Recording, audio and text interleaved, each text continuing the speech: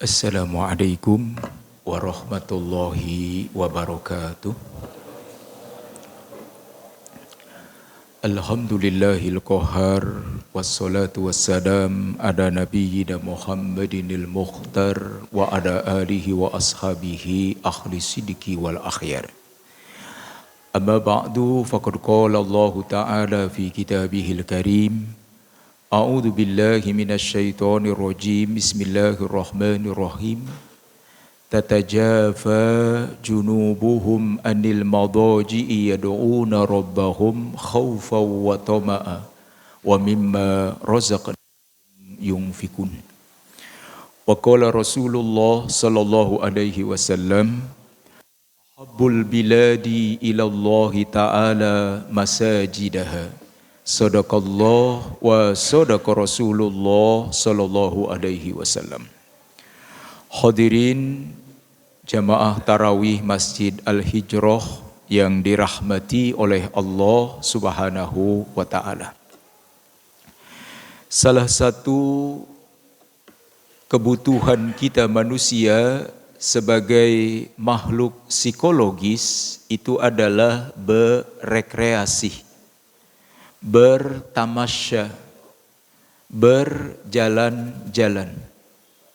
Itu adalah kebutuhan psikologis kita manusia sebagai makhluk psikologis. Di samping ada kebutuhan biologis, ada juga kebutuhan spiritual.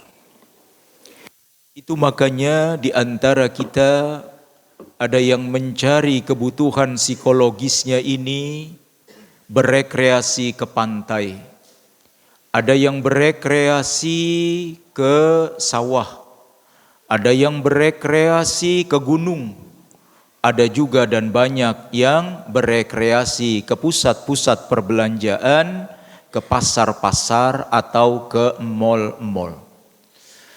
Berjam-jam asyik di pinggir pantai, berjam-jam asik di kafe, berjam-jam asik dan berbincang di dalam mall.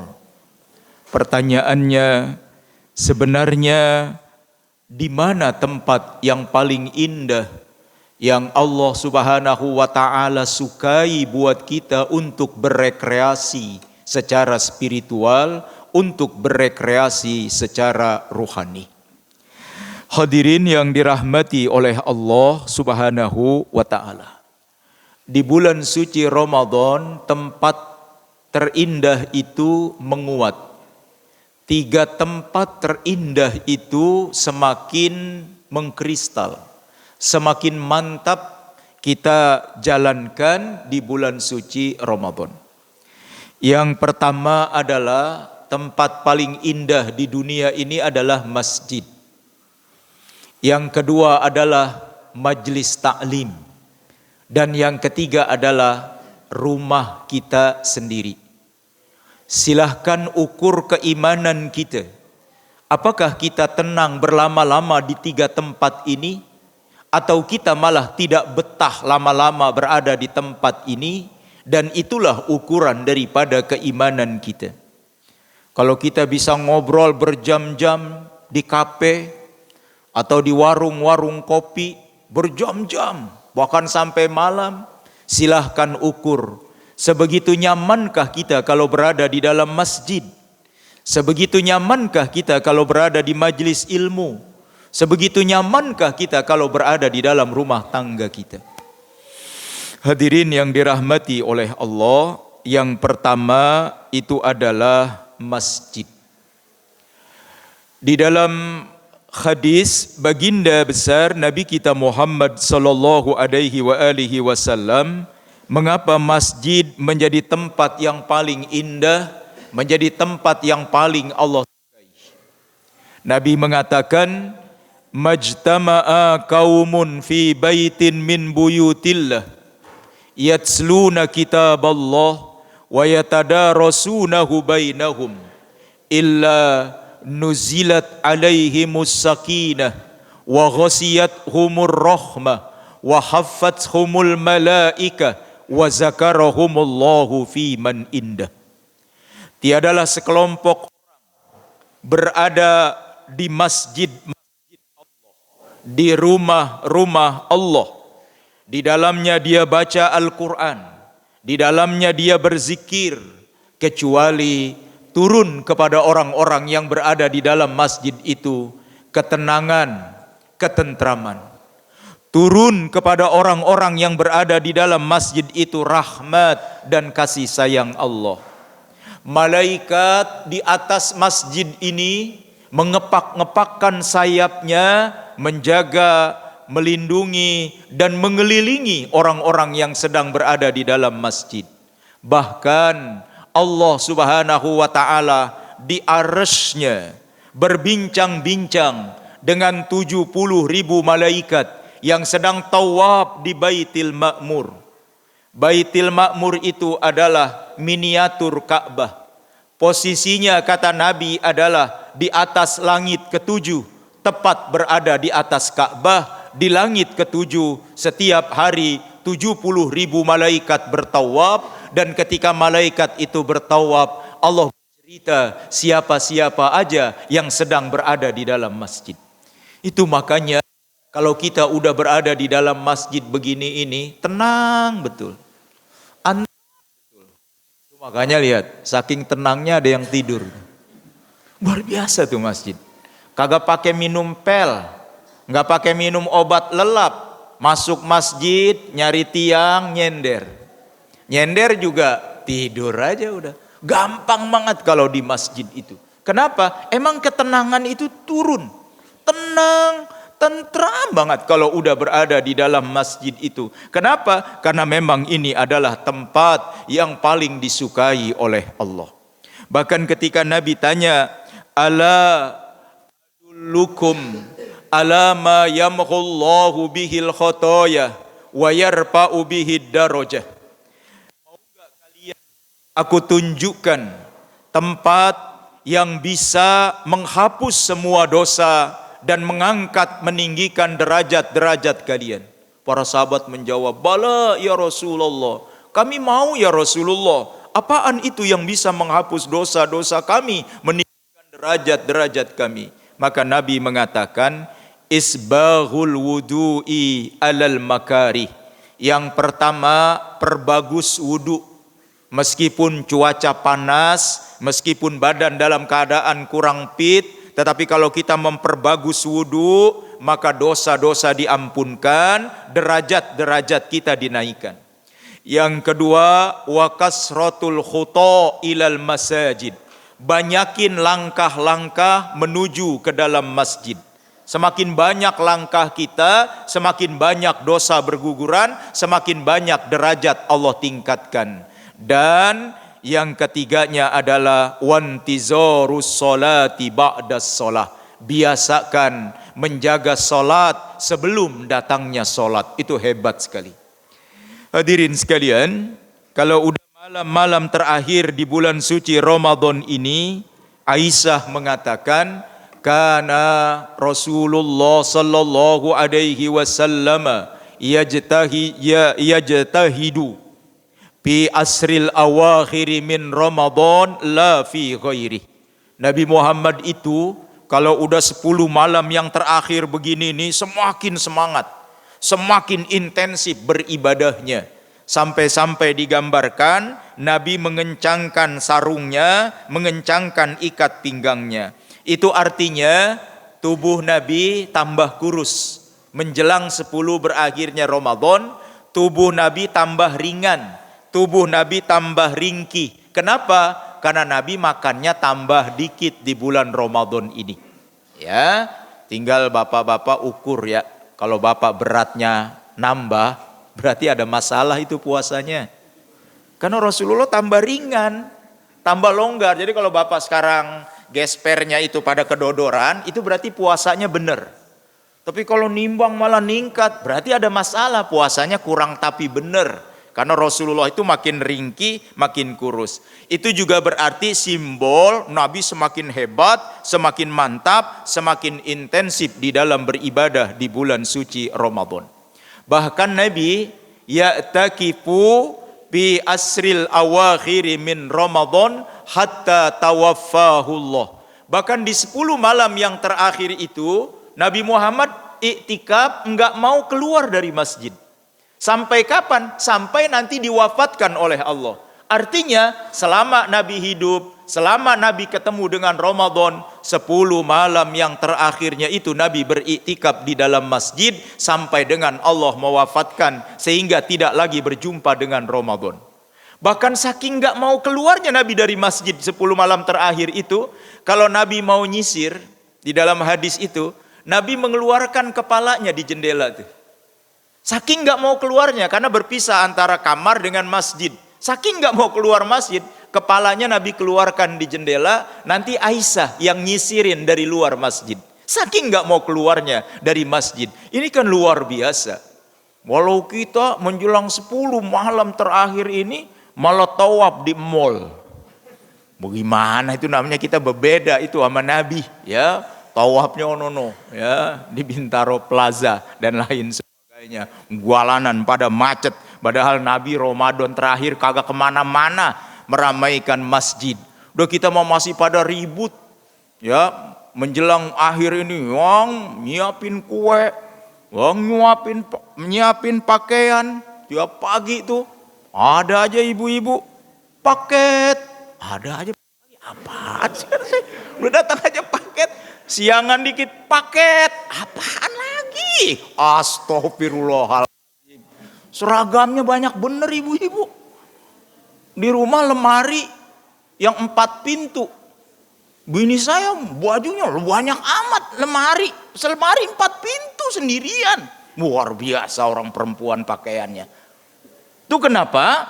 Tadi konsentrasinya bukan kepada hal-hal yang ruhani, tapi konsentrasinya kepada hal-hal justru yang jasmani. Bukan nggak boleh bu beli baju lebaran, itunya tadi itu paket, nggak tanya COD.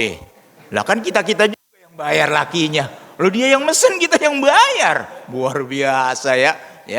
Ibu kudu perhatiin ya, ibu jangan beli baju mulu, jangan beli bergok jilbab mulu, pikirin baju dalam laki. Saya paling empet banget saya kalau ngelihat ada orang laki kaos dalamnya bolong. Kesel banget saya. Itu berarti bininya kagak perhatiin. Lah bininya mah bajunya banyak bener, laki kaosnya bolong. Saya kan jadi asesor haji Pak sebelum Ramadan di asrama haji. 10 hari saya jadi asesor, nginep di asrama haji, tidur bareng sama kiai-kiai tenar yang di YouTube itu. Tenar buat kiai. Saya tidur sekamar. Begitu saya tidur, bolong kaosnya. Astagfirullah, kiai, bininya kurang perhatiin berarti. Ya, tolong dengan sangat ya Bu, jangan sampai ada bini yang ibu lakinya kaos dalamnya bolong. Sama satu lagi Bu, mohon dengan sangat jangan sampai celana dalam laki disambung sama karet. Bangetan banget tuh, beneran begitu lo sholat kayak copot mulu kayaknya. Astagfirullah, itu namanya kurang perhatian. Ya, saya serius ini Bu, banyak yang begitu. Juga kelihatan kalau sholat pada kagak ada diemnya, celana dalamnya pakai karet itu udah longgar, ganti sama yang baru ya. Ada satu lagi tuh Bu, di sinetron itu tuh, yang di sinetron Azab tuh. Kan ada tuh di sinetron Azab. Ada ibu-ibu itu, Masya Allah begitu meninggal udah dimandiin, udah dikapanin, udah disolatin nih, kuburannya jauh. Jasadnya salah masukinnya, bukan ke mobil ambulan, masukinnya ke mobil JNE. Keliling-keliling jasadnya di Tangerang Selatan. Ampun deh. Nggak taunya rupanya si ibu waktu masih hidupnya suka belanja online, kagak minta izin sama lakinya. Jadi jasadnya keliling-keliling begitu. Ya Bu, kalau belanja minta izin. Belanja aja kagak minta izin ya. Tuh dia tuh Ramadan. Namanya juga sinetron Azab, ada-ada aja ya. Yang kedua, tempat yang paling indah itu adalah majelis taklim. Di Ramadan ini majelis taklim, subuh ada, habis Isya ada, di kantor-kantor itu sekarang kuliah zuhur ada, berbuka puasa ada. Ini bahkan di Al-Hijrah jam 2 ada juga tadi saya dengar. Hebat ini majelis ilmunya. Karena Nabi mengatakan, iza marortum biriyadil jannah parta'u. Kalau kalian lewat di pinggir taman-taman surga, mampir. Sahabat bertanya, wa ma riyadul jannah ya Rasulullah? Apaan itu taman-taman surga? Halaqaz zikr. Tempat yang di dalamnya ada ilmu dikaji, tempat yang di dalamnya ada nama Allah dibahas, tempat yang di dalamnya banyak orang berzikir. Jadi majlis-majlis seperti itu harusnya membuat kita betah, harusnya membuat kita tenang. Ada yang nanya kepada Ibnul Qayyim Al-Jauziyah, kenapa majlis ilmu bandingannya adalah taman surga? Kata Ibnul Qayyim, ketenangan kalau lagi di majlis ilmu tidak bisa dibayar, tidak bisa distandarkan kecuali ketenangan di dalam surga. Apa yang kita dapat di majelis ilmu, wawasan yang kita dapat di majelis ilmu, sehingga hidup kita menjadi tenang dan ada tuntunannya, enggak ada ganjarannya, enggak ada standarnya, kata Ibnul Qayyim, kecuali kalau kita sedang berada di surga. Itu makanya kalau di majelis ilmu itu kita akan mendapatkan wawasan sehingga kita diminta untuk betah berada dan berlama-lama di majelis ilmu. Itu biasakan begitu, ya. Dan yang ketiga, ini tempat paling indah, itu ternyata di rumah kita, Pak. Karena ada sahabat namanya Uqbah ibnu Amir. Wa man najah ya Rasulullah? Apa yang bisa menyelamatkan kami hidup di dunia ini? Maka Nabi mengatakan, amlik alaika lisanak. Biasakan kalau mau selamat, ini nih, lisan biasakan tahan. Jangan bocor, jangan ember, jangan kompor.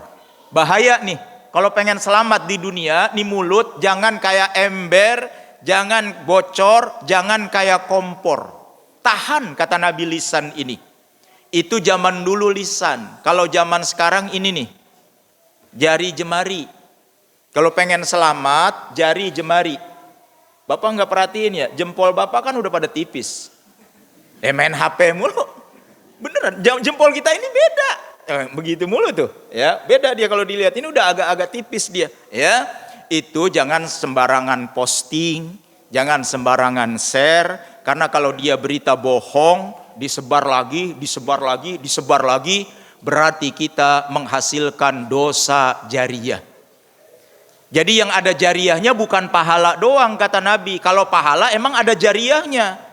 Terus menerus, multi level marketing begitu. Kalau pahala, jangan lupa dosa juga begitu. Satu dosa diikutin lagi sama orang, dosanya kita dapat. Diikutin dua orang, dapat lagi kita dosanya. Itu makanya kalau pengen selamat, jangan sembarangan. Dan yang kedua kata Nabi, wal yasa kabaituka. Biasain betah di rumah. Biasain betah di rumah.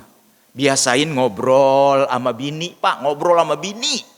Biasain ngobrol sama bini, beneran dah. Jangan didiemin bini. Tanya masak apa hari ini, puji masakannya, bagaimana anak-anak. Tanya ngobrol kalau di rumah. Mau di rumah main HP. Bini main HP, laki main HP. Bapaknya nonton YouTube, ibunya Bunda Korla. Masing-masing aja pada astagfirullah. Ini tantangan kita di rumah. Ya, bapak di rumah biasain betah ngobrol. Ini ngobrol sama anak. Ini yang udah hilang di tengah-tengah kita. Anak-anak kita besok lebaran, lihat dah lebaran. Ya, ada yang dari Bekasi, ada yang dari Bogor. Kumpul, udah 5 jam kagak ada yang nanya. Pada duduk, pada masing-masing, pada main HP. Astagfirullah. Kalau dulu orang datang ke rumah kita nanyain sajadah. Sajadah mana? Mau sholat. Kalau sekarang mah password wifi-nya apaan? Astagfirullahaladzim, itu zaman kita. Ya, bapak-bapak biasain betah di rumah. Ibu perhatiin ya, kenapa tuh suami Senin sampai dengan Jumat kerja. Lah ngapa giliran libur Sabtu sama Minggu malah mancing? Coba dah pikirin. Ngapa itu? Lah Senin sama Jumat nggak ada di rumah, berarti kan jarang ketemu istri, jarang ketemu anak. Lah giliran libur Sabtu sama Minggu malah mancing. Ngapa itu? Pas saya tanya sama tukang mancing, sonono di belakang Antam, rumah saya kan ibu saya di Antam sonono TB Simatupang. Di belakang Antam itu Pak pancingan, Masya Allah, itu pancingan selebar-lebarnya tiap hari penuh. Dan yang mancing orang laki semua. Potongannya orang mancing sama semua, saya lihat buluk.